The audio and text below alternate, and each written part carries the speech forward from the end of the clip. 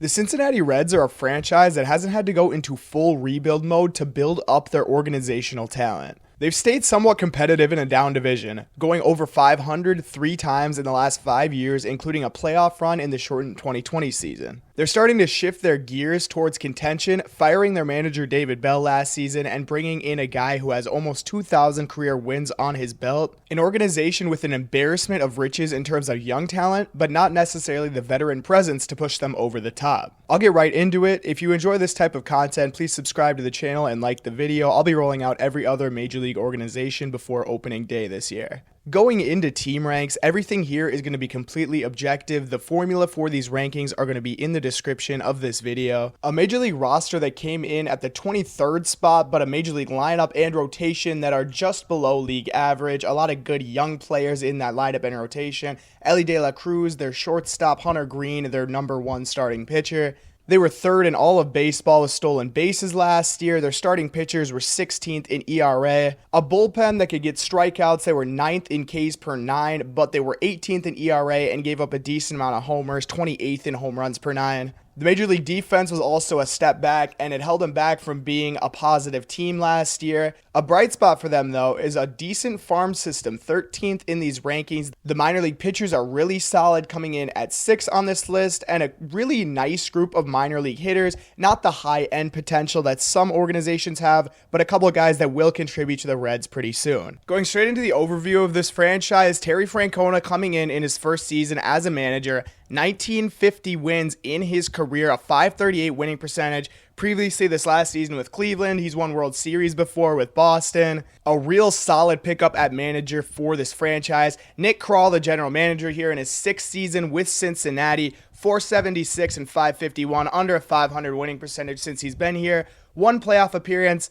I do kind of believe in the rebuild that he's put together this time, but not a lot of success over his time in Cincinnati. 2024, 77 and 85, 4th in the National League Central, 11th in the National League.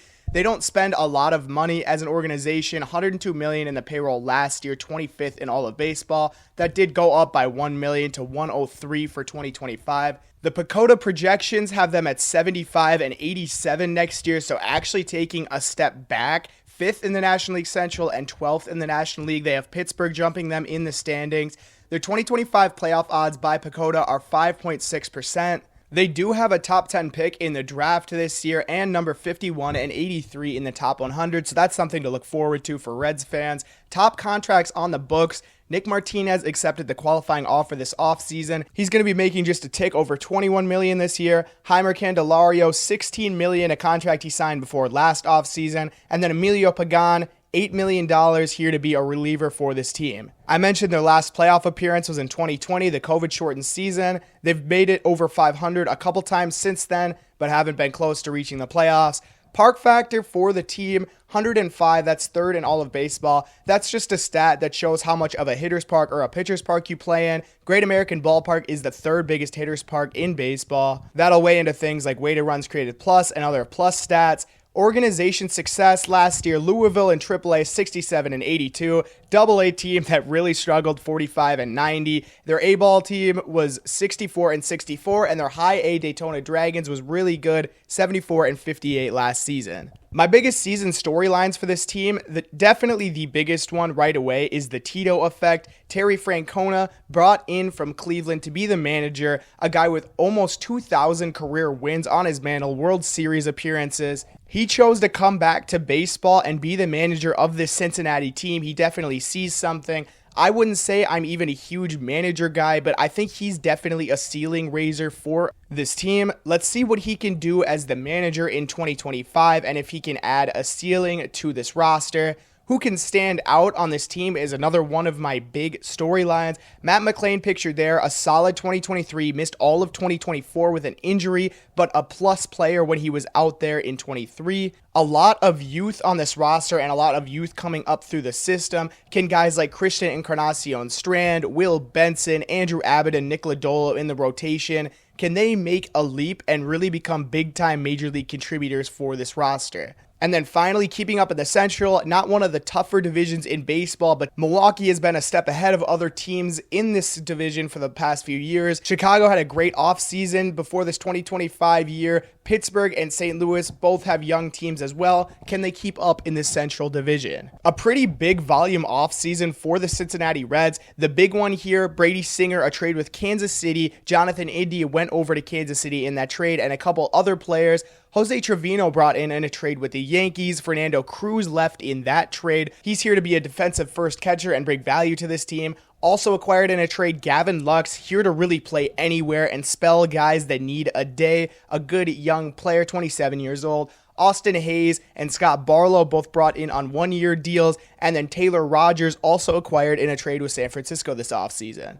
I mentioned India and Cruz as subtractions. Jacob Junis also came over and really contributed for the Reds after the trade deadline last season. Buck Farmer, a reliever, going to Atlanta. Ahmed Rosario, a utility player, gave some value last year. And then finally, Justin Wilson over to Boston, .2 2024 WAR. I will mention that every player listed here is either projected positive WAR in 2025 or had positive WAR in 2024.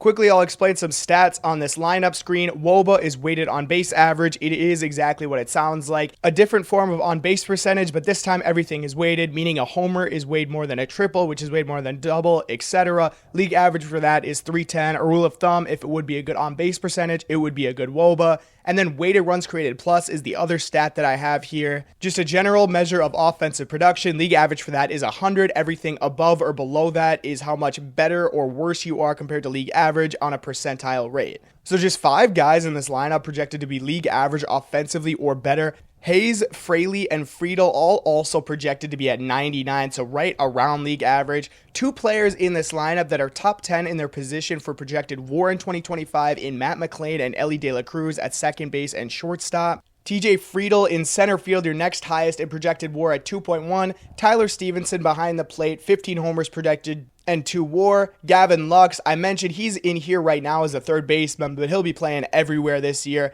Right around league average as a hitter, 1.2 WAR. Spencer Steer, their usual starting first baseman, sounds like he's going to start the season on the injured list. I did do an overall breakdown of him, though, because I do think he'll be contributing to this roster. Currently listed there is Jeimer Candelario, who would most likely be in the lineup anyway. He's projected 20 homers, 1.1 WAR, a big step up from last season. And then this outfield, Will Benson, TJ Friedl, Austin Hayes, and Jake Fraley are options.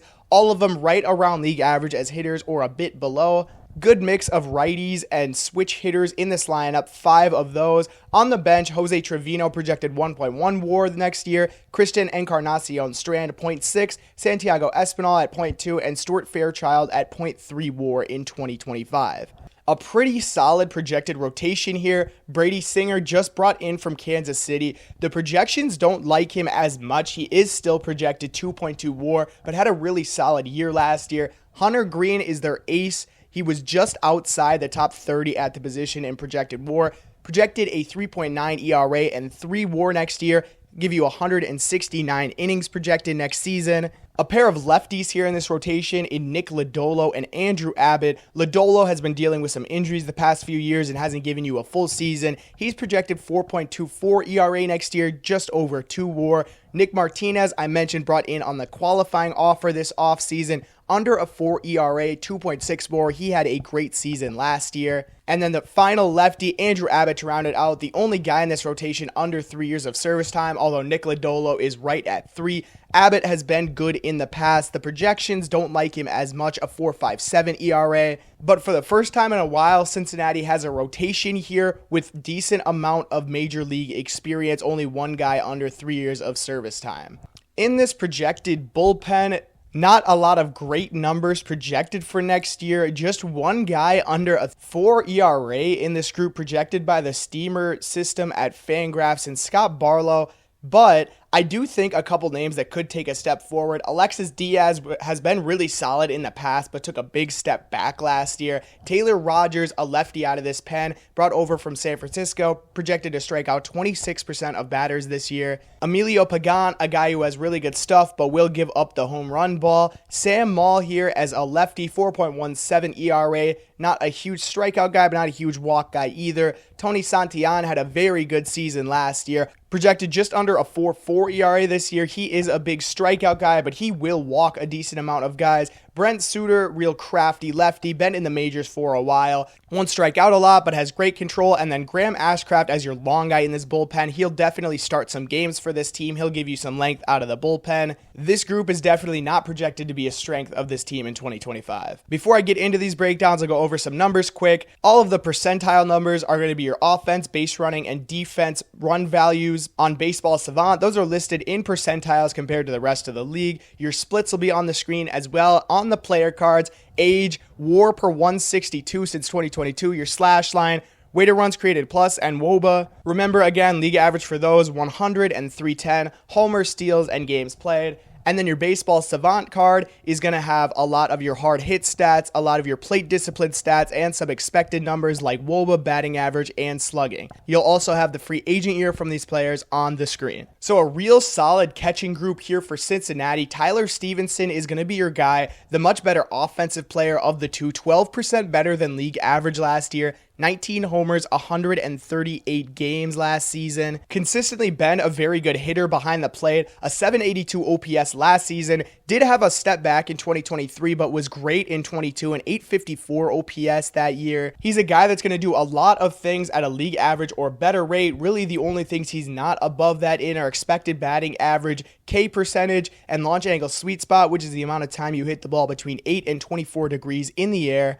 Outside of that, a really good offensive catcher, a guy who expected numbers a little bit better than what he actually put out there last season. Maybe that takes a step back, but also he could give a different profile offensively this year. The defense for him isn't great, 26th percentile in defense. He is decent at framing, which is a plus for him, but not a great thrower behind the plate and not a great blocker of pitches as well. Jose Trevino is very solid at blocking, a great blocker. Also, the framing is way up there in percentile ranks. A guy who's not going to bring you a ton offensively, but he does a couple things pretty well. Doesn't strike out a lot, doesn't whiff, and he squares up the ball. The big thing for him, 90th percentile in defensive run value. That is his calling card, and that's why he is so valuable to this team, why they went out and acquired him. I could definitely see a lane where Trevino ends up being the catcher and Stephenson shifts full-time to DH, at least for this season. I will mention with Trevino, pre-All-Star last season, a 714 OPS, post-All-Star in just 48 plate appearances, a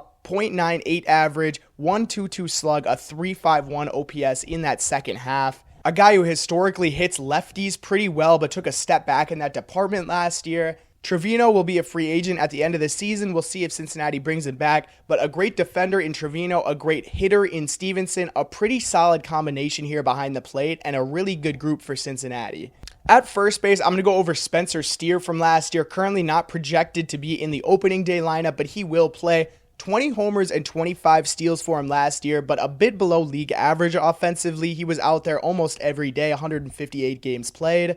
A really good offensive season in 2023 at 820 OPS, but the expected numbers didn't like him as much, and he saw that step back last year. Although he was 90th percentile in batting run value, just because he's going to be out there every day as long as he's not injured. Another one of these guys who's going to do a lot of things at about a league average level. He does walk at a really solid rate, 11% walk rate, doesn't chase very often, but he doesn't do anything else really above league average. That's definitely a solid player to have though on this roster, a guy that can play outfield, really any infield position. Not a great fielder last year, -4 outs above average, 23rd in defensive run value. A real sneaky base stealer and a good base runner at first base though for this team. I mentioned 25 stolen bases last season, 87th percentile in base running run value. A guy who was really solid in the first half last year, 778 OPS, 15 homers, just 5 homers in the second half, 198 average, 344 slug, 291 on base for a 635 OPS in that second half.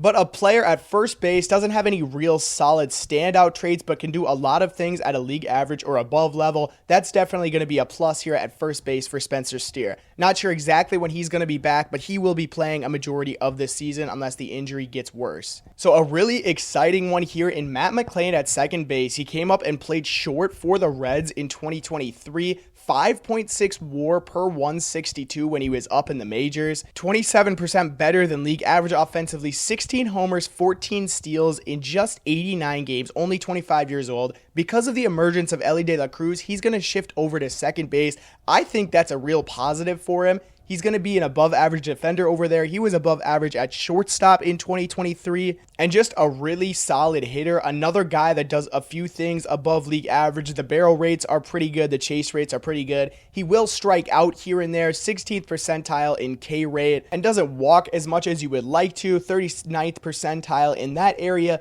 A couple of the expected stats are a bit lower than what he actually got. 332 expected WOBA compared to the 370 in that season. Over just an 89 game sample, you would expect something like that to happen. This is going to be his first full season in the majors in 2025. Very similar stats pre and post All-Star that season. Against lefties, a 995 OPS, 6 homers in just 101 plate appearances. He crushes them at the plate. He's been getting a lot of hype recently, and there's good reason for it. The numbers that he put up were very solid. I don't know if I would say I'm as sold on Matt McLain. Obviously, he missed the entire season due to injury. I think he's a really good young player, though. Definitely a positive bat. One that I'm excited about in 2025. Third base, Jeimer Candelario, a switch hitter, 31 years old. He had been really valuable the past couple of years, and that's why Cincinnati brought him in on a pretty sizable free agent deal, but he took a huge step back offensively last year in just 112 games. Did end with 20 home runs, still hit the ball decently hard. The Savant numbers are just really, really low on him, and it really showed in his appearances last year. He had never been a guy who was well above average in anything, kind of another one of these that does a lot of stuff league average or better. Last season, really just took a huge step back. Only league average in 3 categories here. He's a guy that can play both of the corner infield positions and can maybe spell you a day at second if he has to. Cincinnati is paying him a decent amount of money this year, so they're going to have to roll him out there. Not a great season offensively for Jeimer Candelario in 2024. We'll see if he can bounce back this season and maybe become a positive bat. At shortstop, we have an absolute superstar, the face of the franchise in Cincinnati, and Elly De La Cruz, 23 years old, a switch hitter, 5.2 wins above replacement per 162 since he was called up. He was 20% better than league average last year, 25 homers, 67 stolen bases in 160 games. Just extremely valuable in every single area. 99th percentile base runner, 94th percentile in defense at shortstop. You can't even explain how huge that is. 98th percentile range and a 90th percentile arm strength for him over at short. Offensively, still not even, I think, his final form. He hits the ball really hard. The exit velocity, barrel numbers are all the way up there. The bat speed is really fast. He does strike out a lot still, and he whiffs a lot of pitches. I think there's another step forward here for Elly De La Cruz. A bit worse as a right-handed hitter. He hits right-handed pitching very well. First half, an 829 OPS, a bit of a step back in the second half to a 780 OPS, but he was out there every single day. An absolute freak athlete, a super prospect, a guy who does almost everything well except for the K rate. If he can cut that down even a little bit, the offensive potential just skyrockets for him. A guy who puts up an insane amount of value and is still just scratching the surface of his potential. Elly De La Cruz is the face of the Cincinnati Reds franchise. We'll go over 3 very similar outfielders next. Austin Hayes, the righty of this group, 29 years old, 2.1 WAR per 162. He has had really solid seasons in Baltimore in the past. Last year, a bit of a step back offensively. A lot of the numbers didn't really like him. Just 5% below league average, though, as a hitter. A guy who has hit the ball a bit harder in the past, but he hasn't really been a hard hit guy. Won't walk a lot. Whiffs and chases a decent amount. His range really took a step back in the outfield last year, although he does have a pretty solid arm. Not a great base runner, right around league average. The Reds brought him in on a 1-year deal. I think he's more of a stopgap than anything in this outfield. TJ Friedl, I think the best out of this crew year, 2.6 WAR per 162.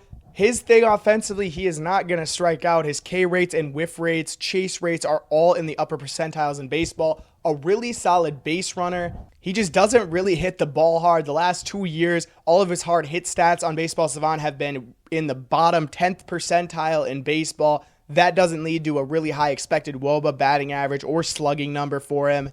The scary thing with him, defensively, he took a huge step back last year. In 2024, -4 outs above average. In 2023, 5 outs above average, so that was the 89th percentile in all of baseball. Definitely something to monitor with him, because if he loses that defensive versatility and how good he can be in center field, that definitely is going to take a hit on his value. He did take a bit of a step up post All-Star break. He had most of his appearances last year, was dealing with some injuries, 697 OPS and 9 homers in the second half. And then Jake Fraley over here in right field, 1.5 WAR per 162. Again, 95 weighted runs created plus, just a bit below league average. He had 20 stolen bases last year, a pretty solid base runner, 67th percentile there, just about league average as a defender. Offensively, not great. A ton of the stuff that we just saw with the last two guys, not going to strike out a ton, but doesn't really hit the ball very hard. Is a guy that does hit righties pretty well. The lefty stats definitely lag a bit behind. I think if anything, he'll be a platoon bat in there against righties. The last 2 seasons before 2024 for Jake Fraley, a 782 and an 812 OPS. He actually did a lot better at hitting the ball hard and hitting the ball in the air. Last year, it did take a big step back. Again, not out there for a full season was Fraley, but still, all of the hard hit numbers are really in the bottom 10th percentile in baseball. An outfield that's not going to give you a lot of pop, won't really strike out, does some things defensively. Kind of an interesting group here. 3 guys that are really almost the same exact player. I think Fraley's the best defender out of the group and Friedl's the best hitter out of the group, although Hayes has shown that he's done it before. Really interesting mix here in the outfield for Cincinnati. So Gavin Lux here currently listed as the DH. He's going to be moving around everywhere, really playing every position. Mostly a second baseman last year. Started off in spring training as the shortstop. There's some weird stuff going on with his arm strength that didn't really make it there. 100 weighted runs created plus last season, so a league average hitter in 139 games. Actually underperformed a decent amount of his expected stats last year, something you can't really say for a lot of this group. A guy who will hit righties really well, but really struggled against lefties last season. He doesn't chase very often. Another one of these kind of low ceiling, high floor guys that does a lot of things at about a league average level, but doesn't really have any standout traits. A positive for him last season, post All-Star, just under a 900 OPS, 7 homers in 210 plate appearances. He was really good after a really tough first half with a 562 OPS. If he can continue that type of success that he had in the second half over this full season, you get a really solid player. Again, I don't think a guy that you can throw out there every single day just because of the struggles that he has against lefties. I will also mention a guy who hasn't played a full season in the majors yet, missed some time last year and missed all of 2023, a majority of 2021 at the major league level. An above average base runner and about a league average hitter is what you're getting out of Gavin Lux here, a guy that can play really anywhere on the baseball diamond. On this bench here in Cincinnati, you got a pair of young guys that really took a step back last year in Christian Encarnacion Strand and Will Benson. Encarnacion Strand has had success at the majors, just really didn't get it going last year, only 29 games. Both of them I do believe in. Encarnacion Strand, I think he was really good in 2023, 241 plate appearances to an 805 OPS, 13 homers, a lot of really good hard hit stuff. He just didn't really play a lot last year, dealt with some injuries and didn't really get going. I think Benson does have an issue with his strikeouts. A real crisp lefty swing for an outfielder. The strikeouts caught up to him last year, almost 40% strikeout rate. He does have a lot of pop in that bat though, 14 homers and 388 plate appearances. And then Santiago Espinal, kind of a do-it-all, can play anywhere type of guy. Won't give you a ton offensively, but his value is derived in what he can do for you on defense. A really interesting offensive group here for Cincinnati, led by Elly De La Cruz and Matt McLain. One that I could see having some success, but not the high potential lineup, and not one that I could see leading the majors in a lot of categories. So going into the pitching side of things, we'll start with the rotation here. The numbers on the screen, your baseball savant page, a lot of expected stats, your K rate, and again, hard hit stats, your pitch usage, pitch miles per hour. And then on the right side of the screen is going to be your run values. Again, pitching run value, fastball run value, breaking run value, off-speed run value, and free agent year. Those will all be in percentiles compared to the rest of the league. And then on the cards, WAR per season, I went with pitchers because pitchers do tend to get injured more often. And then Stuff Plus and Location Plus are just going to be models built by Eno Saris at Fangraphs. It's going to be just a measure of how good your stuff is and how good you are at locating your pitches. League average for that, again, is 100. We'll start off with Hunter Greene here, the ace of this staff, just 25 years old, 2.5 wins per season since 2022, a 2.75 ERA last year, but the FIP is really a step above that and kind of a scary thing to see from him. We kind of see FIP as an indicator of what your ERA should be, and there's a big difference in those two. Although the expected ERA number is really good, so I would not be worried about Hunter Greene going into next year. The stuff is well above average. The location just a tick below. You see that a lot with guys who throw hard like Hunter Greene does. All of the expected numbers, the ERA and batting average, are really good. Doesn't give up a ton of hard contact either. Will get the ball in the air a decent amount. The ground ball rate is in the bottom 10th percentile in baseball, and the walk rate, he can get a little better in that area, although those are the only things that he really doesn't do incredible. The fastball is great, really good numbers on that, 98th percentile fastball run value. The breaking pitches also above average. The off-speed pitches just about average, and that's a recipe for success for a starter like Hunter Greene. He's not going to be a free agent until 2029, the ace of the staff here in Cincinnati. So Brady Singer here just brought over from Kansas City this offseason in a trade.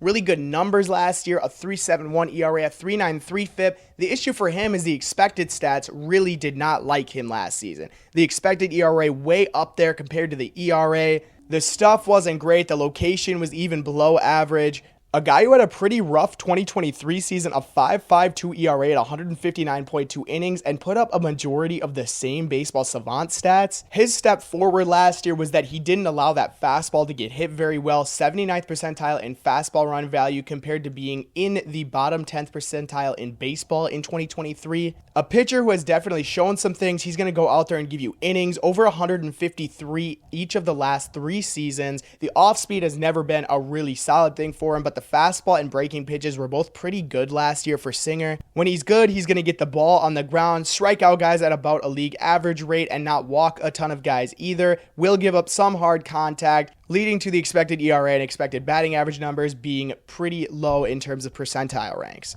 I wouldn't say I'm scared for Brady Singer coming into this season, but I don't think I really have the high ceiling on him as some of the other pitchers in this rotation. So Nick Lodolo here for the Reds has never really pitched a full season in the majors, dealt with some injuries the past few years. Last season, I think he was pretty unlucky in terms of how he pitched. A 4.76 ERA, but the ERA expected a 3.72. The FIP number is much lower than what he got. He is a guy that I think will really take a step forward this season if healthy all year.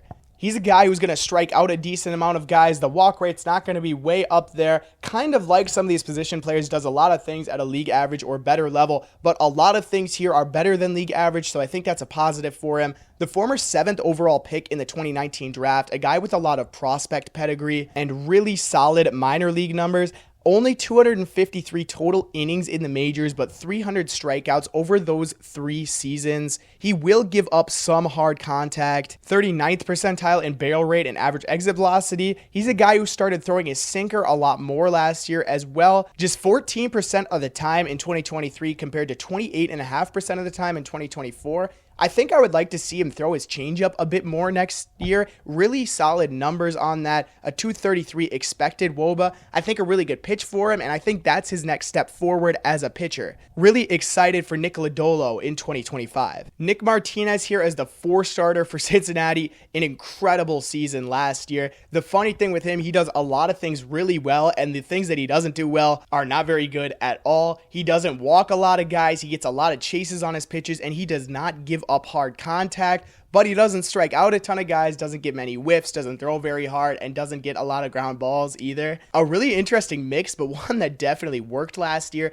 3.10 ERA at 3.21 FIP. The stuff wasn't great, but when you're locating your pitches like Martinez did last season, you can be a great pitcher in the majors. A guy who split time between the bullpen and the rotation last year, 42 games in total, but 16 starts, 142.1 innings. I think I do like him as a starter in this rotation. rotation. An interesting story for him as well too, because he didn't pitch in the majors from 2017 until 2022, came over and really reinvented himself as a pitcher, turned into more of a starter. I think he is a starter and he'll get paid like a starter this offseason if he has another season like this ahead of him. The biggest thing for Martinez, incredible off-speed pitches, 93rd percentile in off-speed run value. Doesn't throw the fastball super hard, but it's actually a pretty good pitch for him, above average. A guy who's not going to get a ton of strikeouts, not going to get a ton of ground balls, but he really limits hard contact, and he does that at an elite level, one of the best in the game at that. And then Andrew Abbott here as the 5 starter, a 3.72 ERA, a 5.04 FIP, so a pitcher that you could say definitely got helped by his defense last year. Solid breaking and off-speed pitches. The fastball was also above league average. Just 2 seasons in the majors, a lot of the same is what we're seeing from him, so I think that this is the pitcher we're getting. Doesn't strike out a ton of guys. He does give up some hard contact in terms of barrels, but the hard hit rate and average exit velocity are his best stats at preventing.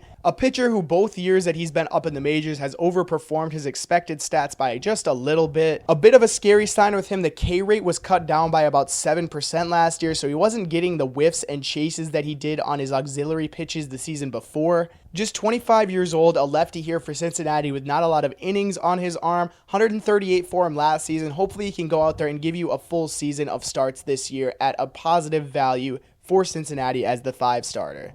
I'll go into a deeper dive on Rhett Lowder and Chase Petty when I go into the prospect section. There are also guys that'll contribute here, and then Wade Miley and Carson Spires could also give you innings at the back of this rotation. So a real mixed bag out of these high leverage relievers as listed by Fangraphs. Alexis Diaz had a 3.99 ERA last season, but a 4.57 FIP. Really took a step back from being one of the dominant closers in the game of baseball. A guy who in the past has gotten a lot of strikeouts as a closer, but this season the strikeout rate plummeted. In 2023, 90th percentile in K rate, 95th percentile in whiff rate. Last season, 48th and 58 in those 2 categories respectively. A 2-pitch pitcher is Diaz, a guy who just didn't get the swing and miss that he did in the seasons past. Really dealt with some tough walk rate issues as well, 12.8%, and he doesn't get a lot of ground balls to go along with that either. With that being said, I think if he fixes the walk rate, that could definitely help him be a better pitcher. I don't think the old Alexis Diaz is gone. I think this season was just maybe a step back. Taylor Rogers with San Francisco last year had an incredible season, 2.40 ERA, a 3.75 FIP last year, so another kind of beneficiary of some things that he couldn't control, but the stuff was really good, didn't locate pitches as well, but had a really good strikeout rate.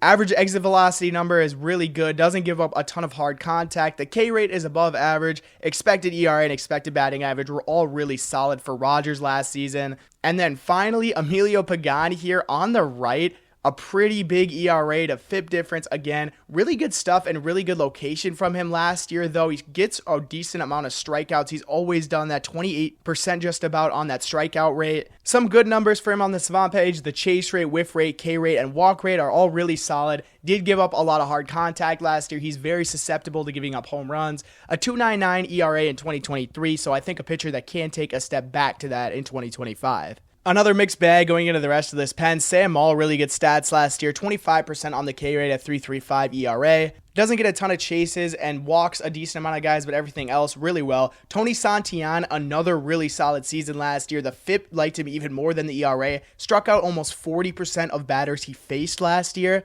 Expected ERA and expected batting average alongside the K rate are in the top 5th percentile in all of baseball. I would expect him to get high leverage innings this season. Brent Suter, former Brewer, crafty lefty, doesn't throw very hard, but he does not give up hard contact. Average exit velocity, walk rate, and hard hit rate all in the top 4th percentile in baseball for him. Scott Barlow, the projected best reliever in this bullpen, actually had the worst season out of all of these guys last year, but just some incredible numbers for him. The whiff rate, K rate, barrel rate, hard hit rate, ground ball rate, and average exit velocity are all in the top 22nd percentile in baseball. Just walked too many guys last year, 12.9% of the time. Graham Ashcraft will be your long guy in this bullpen. He'll definitely give you some starts at some point this year. 77 innings last year, 145 the year before. Never really gotten great results in the majors. None of the expected numbers really like him either. But kind of a front end of this bullpen guy that can give you some more innings. A really interesting crew. I would almost say I like a couple of these guys here more in Moll and Santiago in high leverage roles. Barlow, I think, could take a step forward here,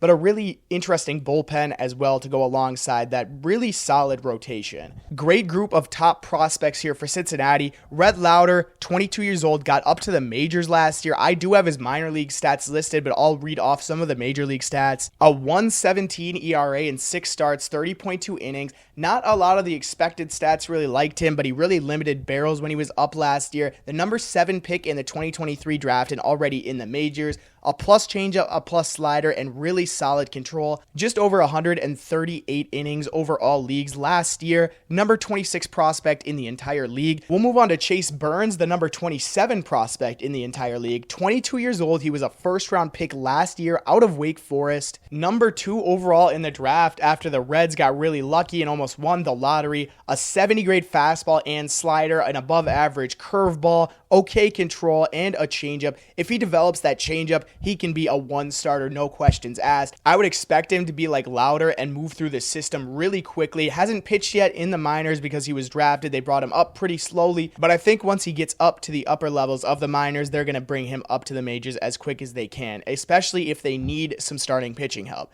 Chase Petty is going to be your 3rd prospect here, 98th in the top 100 for Cincinnati. 21 years old, not the greatest minor league stats last year, but a 386 FIP, a really solid fastball, slider, and cutter. The control is above average, needs a bit of development on that changeup. Formerly a first-round pick of the Minnesota Twins, traded over to Cincinnati a couple years ago. Got up to AAA last season, only 10 innings, but a 1.80 ERA and 7 strikeouts. 3 top prospects here for Cincinnati, all of them pitchers. I would expect Lowder and Petty to really contribute to the major league team this year. Burns, I think we won't see in 2025, maybe 2026, but again, all 3 of these guys are really young, really solid, projectable starters. This could be the front end of your rotation alongside Hunter Greene and Nick Lodolo pretty soon. Really like this group of infield prospects here for Cincinnati. We'll start off with Cam Collier. 20 years old, high A, number 5 prospect, really good power and really good arm, an alright hit tool. All of last season in high A, 29% better than league average, 20 homers in 119 games.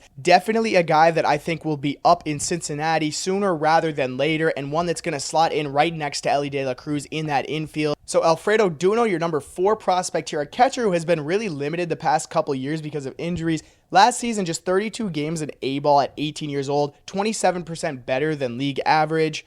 Has really rare pop for a catcher as well. A really solid catching prospect that's a good hitter and actually has okay speed as a catcher as well. Edwin Arroyo, a former draft pick of the Seattle Mariners, traded over in the Luis Castillo trade. Kind of a tweener between second base and shortstop, although he could play both positions. 123 games in the minors last year, 10% better than league average, 13 homers. Doesn't walk as much as you would like to, but the slug is still there. 29 stolen bases, a pretty solid prospect. Sammy Stefura, another really good performer. 127 weighted runs created plus last year between A and Complex League.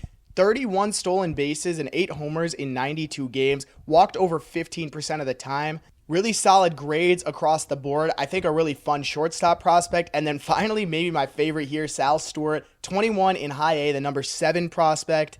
32nd overall pick in 2022. 44% better than league average. Spent the entire season at high A last year. 8 homers and 10 steals. Walked about 15% of the time, struck out just about 17% of the time. So really good plate discipline stats. A real fun group of infielders kind of moving together for this Reds organization. A bit of a step back in terms of the talent in outfield for the system, but a few pretty solid guys here. Blake Dunn, 26 years old, got up to the majors. Number 12 prospect, a 70 run, 55 field, and 60 arm, a high floor guy. Just 19 games in the majors, 29 plate appearances, not great stats. In 2023, 158 weighted runs created plus. In the minors, walked over 11% of the time and had 23 homers. 26 years old, an older prospect, but still a solid performer. Hector Rodriguez got up to high A last season, 12 homers, 12 steals in 125 games. Doesn't walk very often, but also doesn't strike out very often, just 13.3%, 6% better than league average as a hitter last year. Solid grades across the board and a good hit tool. And then Ethan O'Donnell, the number 20 prospect in the system, 60 run, 55 field. Former 6th round pick in 2023, 124 weighted runs created plus last season, 10 homers in 104 games. Not a strength of the system, but a couple guys here in Rodriguez and O'Donnell that are decent prospects moving forward. The rest of this pitching group, Julian Aguilar unfortunately is going to be missing this entire season from Tommy John surgery, plus fastball, plus slider, plus control. He should come back in 2026 and be a solid prospect. Got up to the majors last year for Cincinnati. Not great numbers there, but a 3.79 ERA and 116 innings in the minors last year. Unfortunate for Aguilar to not be able to pitch this year. We'll move on to Luke Holman, 61st overall pick in the draft last season. 22 years old, has yet to pitch in the majors. Solid fastball, solid slider, and a good control. He's your number 13 prospect. Connor Phillips, another guy who got up to the majors for Cincinnati. 60 fastball, 60 slider, 55 curveball. Not a lot of control there for Phillips, though. Was up in 23, spent all of last year in AAA and really struggled. 78.2 innings and 8.01 ERA. Walked just under 7 guys per 9 innings. Really needs to take a step forward after a real tough 2024 season in AAA. Serwinowski's your number 18 prospect here. A lefty, a 15th round pick, but a really solid performer. In A-ball last year, 85.2 innings, a 3.57 ERA. Got 11.14 strikeouts per 9 in his outings last year. A 2-pitch guy, most likely is going to be a reliever long-term. Good fastball, good slider, not great on the control. And then we have Serwinowski on steroids in Luis May. Got up to AA last year, the number 16 prospect. A 70 fastball, a 70 slider, a 60 cutter, but just 30 control for May. Strictly a reliever, 55 innings last year. Walked over 7 guys per 9, but struck out over 10 guys per 9. A 3.44 ERA. A really fun guy to watch. And that'll close out this really good Cincinnati pitching system. That'll bring us into this projected 2028 lineup by Baseball America. A lot of the same here and a lot that you like to see. Tyler Stephenson, 31 years old at catcher, really good player. Collier and Arroyo are going to be up, as I mentioned in the infield section. I think they will definitely be contributors. They have Collier at first base. I don't hate that long term. I think the bat can definitely play there. Arroyo at second because obviously Elly De La Cruz is going to be there at shortstop. Noelvi Marte, I didn't mention in this video, a guy with a former super prospect pedigree, came over from Seattle in the Luis Castillo trade, just 23 years old in 2025. Marte got popped for steroids last season, came back and really just wasn't good at the major league level for Cincinnati, although he put on a pretty solid sample the season before that.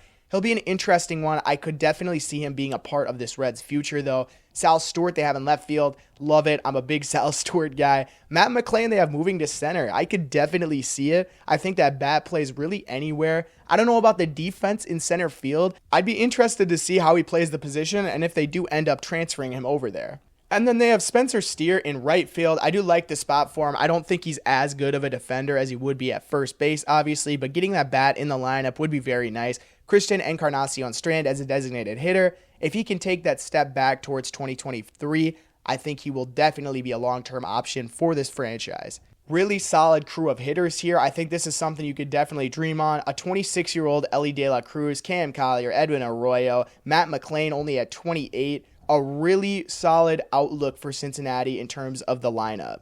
And even more solid here is this projected 2028 rotation and closer by Fangraphs.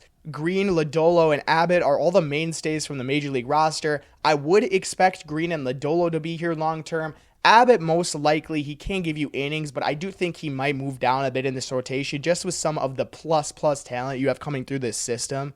I think if you have Rhett Lowder as your number 3 starter, you feel great about that long term. Just having 2 guys like Greene and Lodolo ahead of him, it makes it really tough for Lowder to move up in this rotation. Although I think he almost has higher potential than Lodolo. Chase Petty, another real high upside guy. If you have him as your 5 starter in 2028 at 25 years old, you get so excited for what this franchise can be. Finally, they have Chase Burns as the closer. I could see it. I don't know if they really want that to be the case for him long term because they spend so much draft capital on him. But man, Chase Burns would be electric as a reliever.